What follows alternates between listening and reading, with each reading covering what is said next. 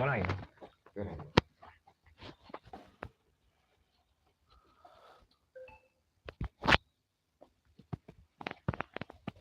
Assalamualaikum warahmatullahi wabarakatuh.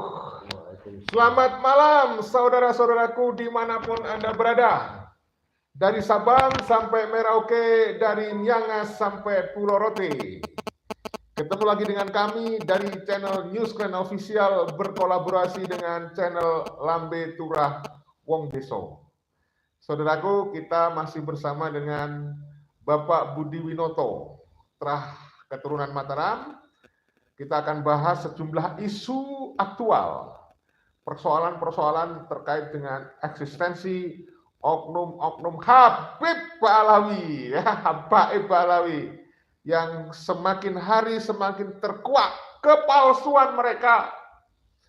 Ada dua tokoh sentral yang kita bilang tokoh kanan dan tokoh kiri. Tokoh kanan tentu adalah LBY, Lutfi bin Yahya, yang di branding sebagai tokoh yang lembut, halus.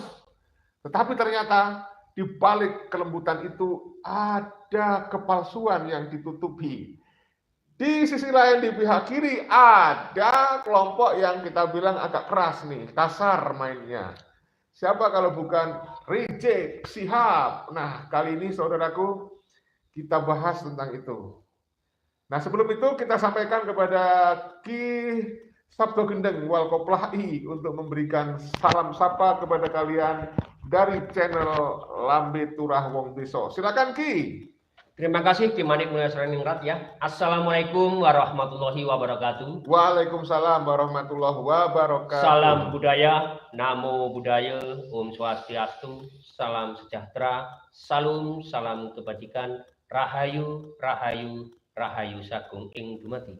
Saudaraku semua dimanapun Anda berada, semoga Allah selalu melimpahkan rahmat serta hidayahnya untuk kita semua, dan tak lupa kepada semua makhluk, semua berkehendak. Amin, amin, ya robbal alamin.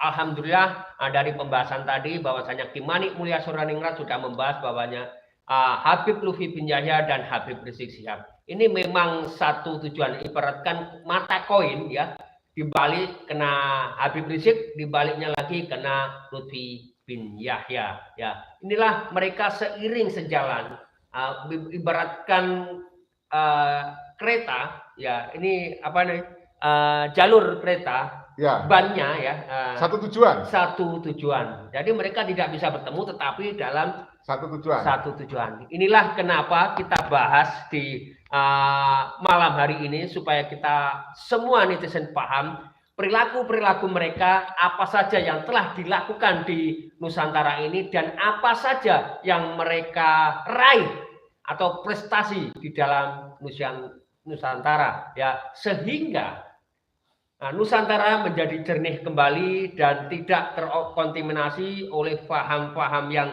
begitu luar biasa mereka gaungkan ya. Di sini di dalam ini adalah tokoh Bapak Raden Budi Winoto. Beliau adalah seorang tokoh dari Mataram ya, Trah Mataram ya, Mataram Islam, dan beliau berusaha membongkar semua apa yang dilakukan oleh oknum-oknum Habib Ba'alawi di Nusantara ya. Semoga pemaparan nanti bisa menjadi edukasi kita semua dalam mengarungi samudra kehidupan. Itu Ki. Betul.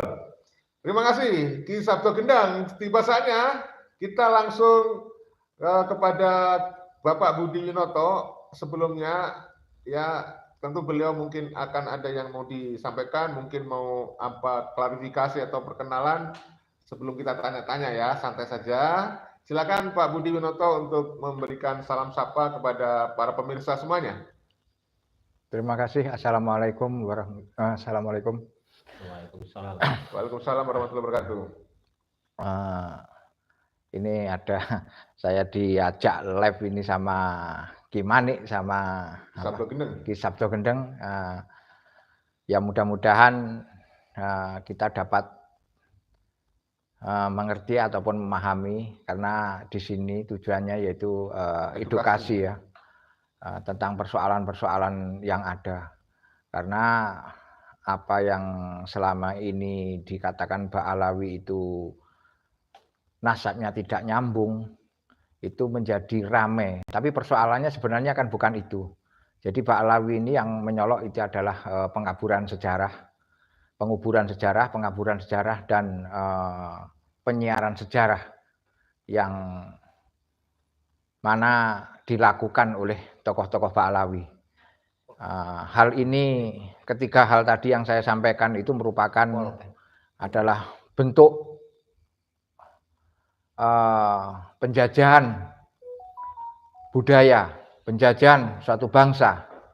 Jadi kalau itu bisa dilakukan, biasanya bangsa itu sudah terberangus atau runtuh jati diri suatu bangsa itu, karena mereka tidak punya sejarah, tidak punya masa lalu yang perlu diketahui ataupun harus diketahui oleh generasi-generasi yang ada pada zamannya. Ya mungkin itu dulu yang bisa saya sampaikan. Mudah-mudahan ini nanti bisa perdalam ataupun disampaikan oleh Ki Manik juga dan sama Ki Sabdo Gendeng ini. Ya, terima kasih Bapak Budi Winoto. Saudaraku, beredar kabar bahwa Bapak Lutfi bin Yahya mau menyelesaikan persoalan polemik nasab ini. Seperti itu. Tetapi juga tidak sedikit yang menyampaikan bahwa Bapak Lutfi bin Yahya tidak duga sedang kebingungan. Kira-kira kalau kita mau mengira-ngira apa yang menjadikan kebingungan Bapak Lutfi bin Yahya, ya, sebagai orang yang ditokohkan, dianggap wali oleh para muhibin, para pengikutnya, dianggap sebagai ulama, dan sekarang tidak saja dia tokoh spiritual, tapi juga sebuah fenomena nyata, dia adalah juga tokoh politik ya, sampai sekarang masih menjadi anggota One Team Press. Nah Pak Budi, kalau menurut Pak Jenengan kira-kira Pak Lutfi ini kebingungan apa tidak sebenarnya menghadapi persoalan-persoalan ini? Mohon untuk memberikan opininya, silakan. Ya, terima kasih. Yang jelas kalau pertanyaannya kebingungan apa tidak, ya jelas ini kebingungan. Karena kita ketahui Pak Alawi ini tokoh sentralnya saat ini, adapun pemegang pimpinannya walaupun tidak secara tertulis itu menjadi dua poros, yaitu Rizik Syihab dan Lutfi bin Yahya. Apa yang dilakukan Rizik Syihab dan apa yang dilakukan Lutfi bin Yahya ini merupakan cerminan ataupun satu gambaran Pak Alawi yang ada di Indonesia ini. Jadi apa yang dilakukan oleh Rizik Syihab, apa yang dilakukan oleh Lutfi bin Yahya, yaitulah cerminan ataupun keinginan ataupun cita-cita Pak Alawi yang ada di Indonesia. Jadi apa yang dilakukan Rizik Syihab, apa yang dilakukan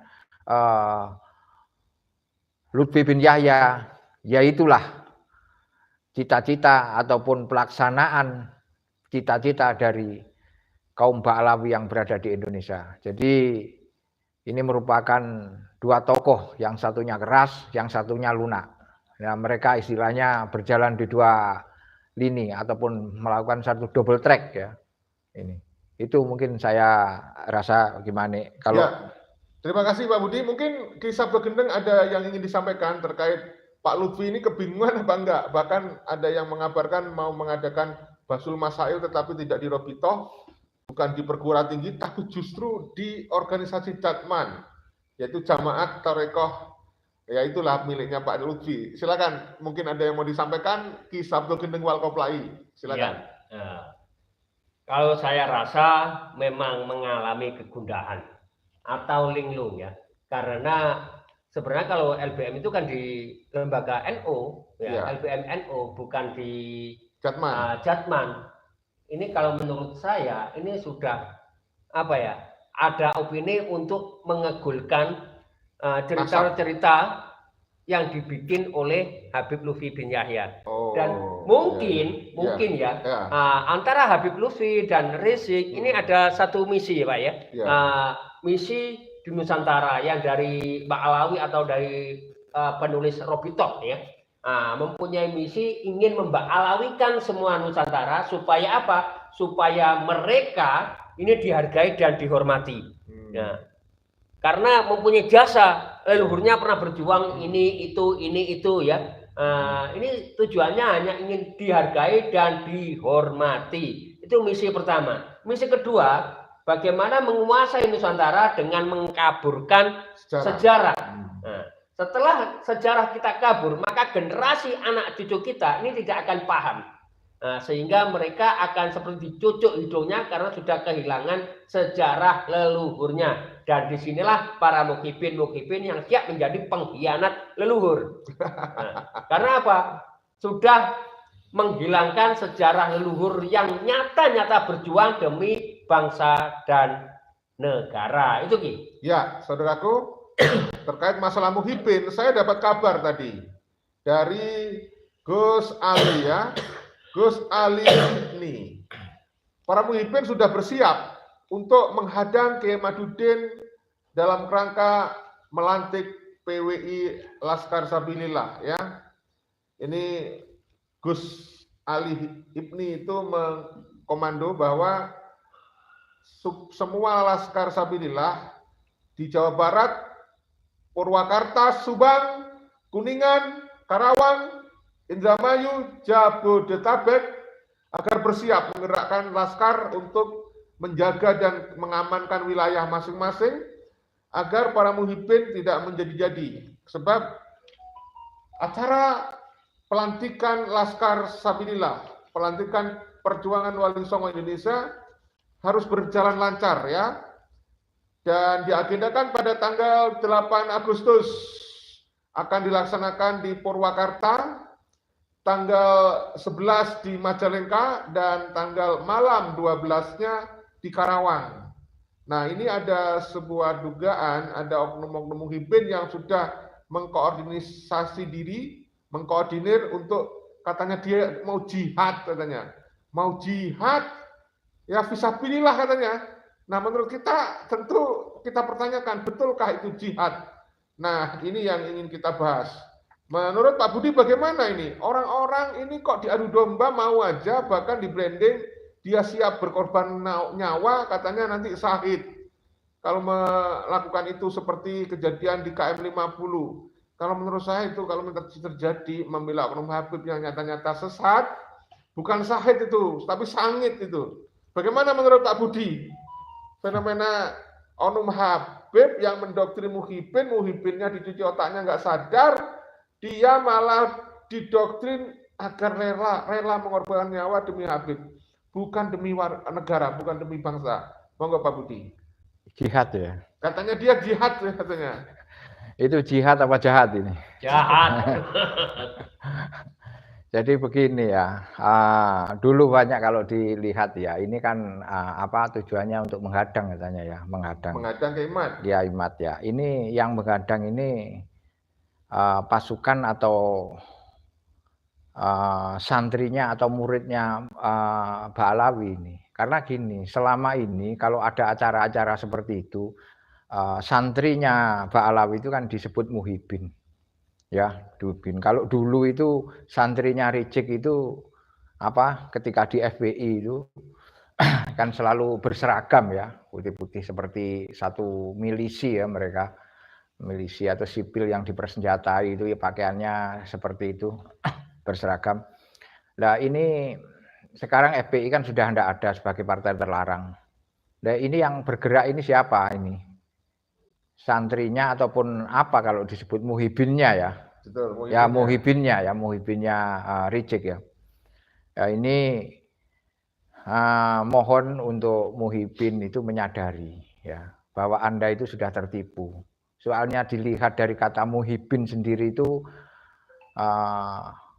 orang yang mencintai dan dicintai. Kalau Anda ini kan berat sebelah. Hanya sekedar mencintai tapi tidak dicintai. Jadi ini justru yang menjelaskan soal ini adalah Ba'alawi sendiri, Profesor Dr. Quraish Shihab, arti kata daripada muhibin. Ya, kata Habib itu sendiri yaitu yang mencintai dan dicintai. Ya pecintanya ya Muhibin itu sendiri. Artinya ketika bicara seseorang dipanggil Habib, berarti dia itu ya dicintai dan mencintai. Dan Profesor Syihab tidak mau dipanggil Habib itu kecuali oleh keluarganya sendiri. Jadi sekedar mencintai tidak dicintai. Terus pemimpinnya itu seringkali koar-koar seperti dulu Palestina katanya berjihad di sana, berjihad. Tapi saya jihad-jihad yang ada ini belum pernah tahu bahwa yang di garda depan ataupun ikut di depan itu kaum Ba'alawi sendiri. Jadi itu adalah orang-orang pribumi yang diprovokasi, diperalat sebagai martir dalam satu persoalan-persoalan tertentu. Jadi ini yang perlu dipahami oleh kaum yang menyebut dirinya itu adalah atau disebut dirinya itu oleh Muhibin. Ya pasti pasti nanti ini kelompoknya seberang ya yang berada yang dia akan dihadang itu pasti mengadakan perlawanan. Ya ini yang perlu dipahami. Ini kalau memang itu terjadi ya bahayalah ini. Jadi ini perlu dipikirkan. Karena terus terang kalau soal perang-perangan hanya sekedar berkata berani jihad itu ini yang siapa yang mau diperangi gitu. Jadi ini kaum Muhibin mau merangi sesama pribumi. Sesama pribumi. Nah ini kan bahaya. Untuk itu saya hanya berpendapat, ya saya sendiri itu sering dulu itu membaca buku tentang strategi perang ya, tentang strategi perang, tentang suatu perjuangan dari buku-buku perjuangan itu, tidak ada gunanya, karena yang kita lawan ini adalah kalau dulu ya jelas Belanda, kalau sekarang ini saudara sendiri, dan Anda jangan terprovokasi, karena terus terang para Muhibin ini ataupun orang pribumi yang merasa menjadi pengikutnya kaum Wahabib ini untuk meninjau ulang, untuk memikirkan ulang. Anda punya anak, mungkin punya istri, punya bapak, punya ibu, jangan pikirkan, jangan konyol seperti di kilometer 5 itu. Betul. Ya, ini jenengan pikirkan betul-betul itu. Mati sangit. Ya, itu mati sangit katanya gimana ini. Jadi itulah ya menurut saya, karena apapun alasannya nanti para pihak yang berwajib ya dalam hal ini dia juga punya anak, punya istri. Sebelum diserang mereka itu juga punya senjata, pasti akan mendahului. Dan saya secara kemanusiaan tidak mungkin pihak keamanan itu akan saya salahkan kalau seperti itu, karena mereka satu tugas negara, kedua walaupun di situ ada istilah HAM macam-macam, tidak mungkin kalau orang dalam posisi diserang pasti akan menyerang. Dalam ilmu perang ya siapa lawan yang di depannya kelihatan ya pasti dipukul, pasti ditembak. Itu aja mungkin ya, menurut saya. Mungkin Kisah Bagenen pendapatnya? Iya. Jadi jihad yang sekarang ini, mohon maaf ya, menurut kalian saya itu hanya dijadikan alat oleh mereka supaya orang-orang pribumi benar-benar jihad atas nama sabilillah, atas nama Allah ya. Padahal di sini ada misi terselubung di balik oknum-oknum ini. Oknum ini selalu mengomando jihad, perang, ya. Padahal dirinya tidak ikut. Dia tidur di rumah. Nah, dia hanya nongkrong di suatu tempat, sehingga yang dinamakan manusia pengecut itu adalah mereka-mereka yang pegang-pegang mic. Karena apa? Yang mati, yang konyol ini adalah para Muhibin. Jadi para Muhibin tolong sadar bahwasanya Anda diperalat oleh mereka untuk kemulusan kehendak mereka supaya lancar. Siapa yang menghalangi, inilah Anda dijadikan alat, dijadikan tumbal oleh mereka oknum-oknum Habib Ba'alawi, maka dari sebab itu urungkan niat Anda jihad. Ingat, kita sedarah, kita saudara, satu udara atau saudara, satu udara. Jadi kalau kita sama-sama orang pribumi, jangan mau diadu domba walaupun mereka mengaku siapapun. Ingat, kejahatan selalu berusaha mencari celah dalam persaudaraan kita. Itu gitu. Ya, terima kasih Kisabto Gendeng Wal Koplai ya. Jadi memang ada fenomena Muhyiddin ini sudah mengorganisir diri siap untuk menghadang Kiai Madudin. Saya tunjukkan videonya. Tapi saya tunjukkan dari jauh saja, yang penting Anda nanti tahu ya, saudaraku ya. Kita simak berikut ini.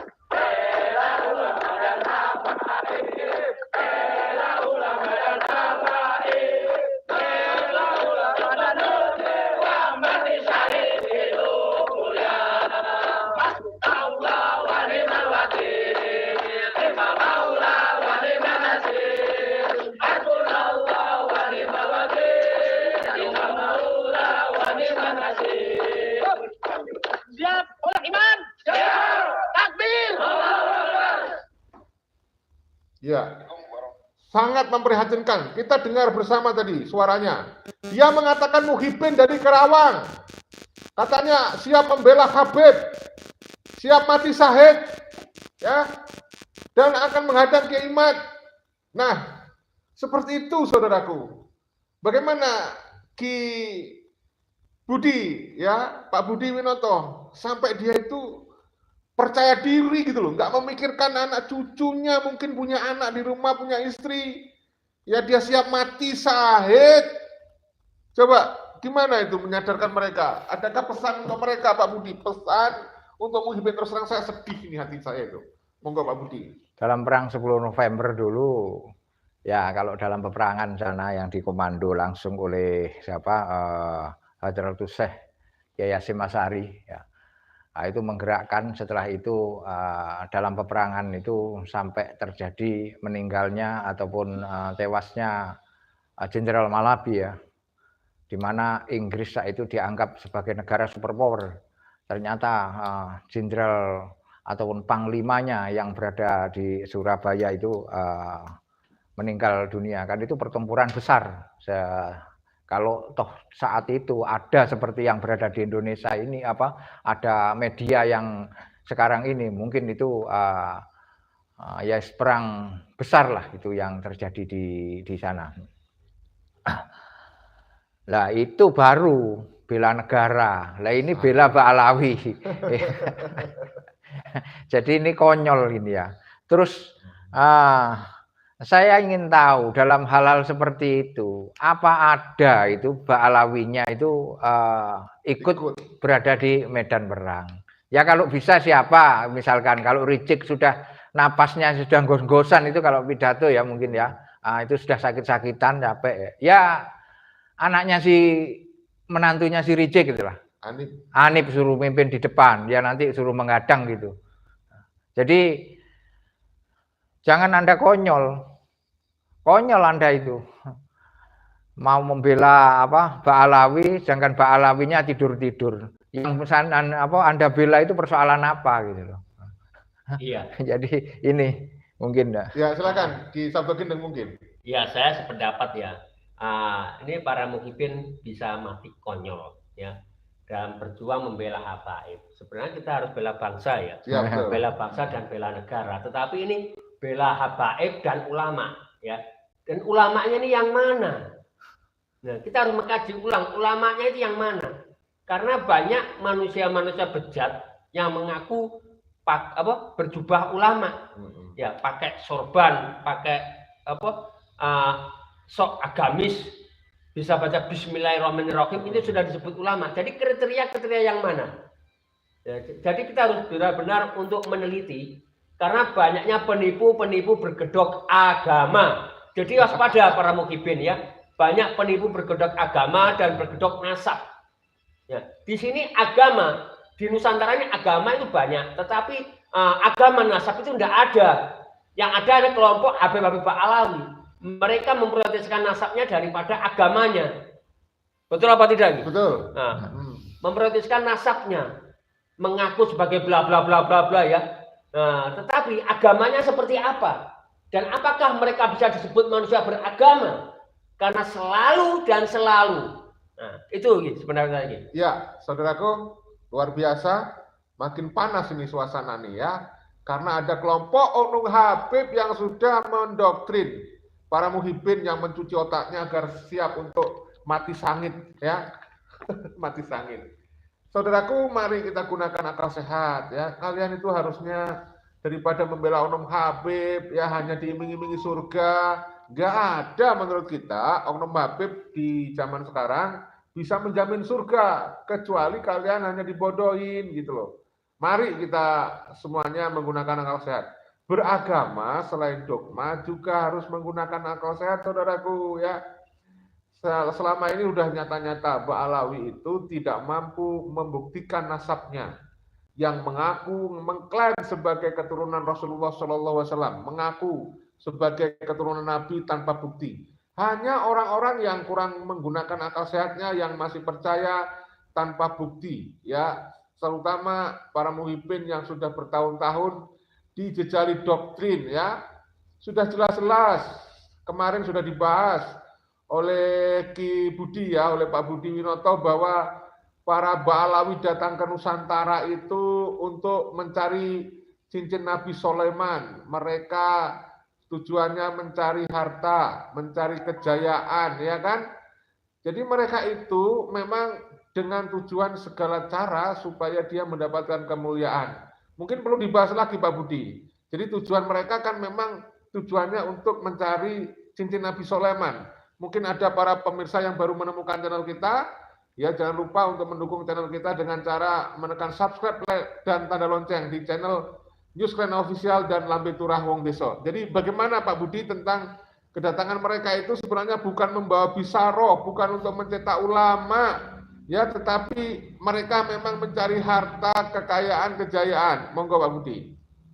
Ya itu, ya ini ya biar jelas ya. Nanti kalau itu bisa kalau mau, ya itu jas merah, jangan melupakan sejarah. Jadi jelas sudah bahwa Ba'alawi dibawa ke sini itu dimulai setelah yang gencar itu setelah Perang Diponegoro. Jadi Pangeran Diponegoro itu dulu terkenal itu ada filmnya November 28 itu. Jadi 1825 sampai 1830 perjuangan Diponegoro itu adalah perang besar di Nusantara ini.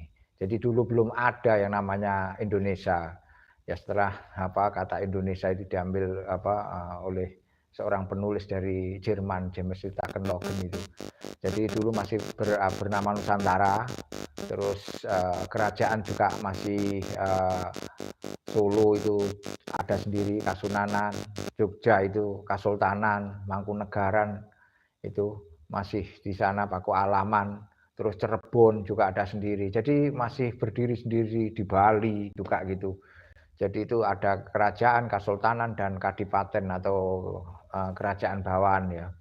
Nah, ini setelah merdeka aja jumlahnya kerajaan itu sebelum merdeka tahun 45 itu ada 337. Dan Belanda ini menguasai yang namanya Nusantara ya, yang namanya Nusantara ini.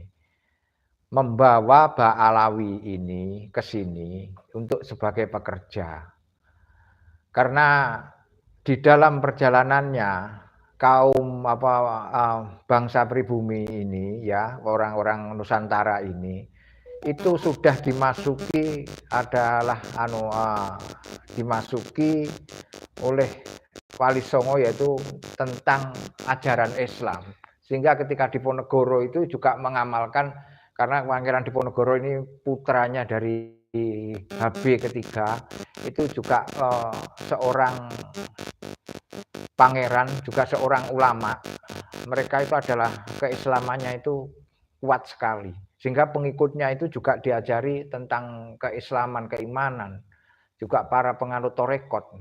Ketika Diponegoro itu sudah tertangkap dan dibuang, diasingkan, pengikutnya ini dikejar-kejar, menyebar kemana-mana. Nah, di sanalah Belanda ini dalam perjalanannya kesulitan mengatasi para yang dianggap pemberontak, yaitu kaum pribumi itu. Akhirnya mendatangkan orang-orang Timur Tengah ke sini, yaitu Ba'alawi itu sendiri, termasuk itu ya mungkin juga leluhur-leluhurnya Anies Baswedan ke sini itu mereka dijadikan pekerja. Dan neng kene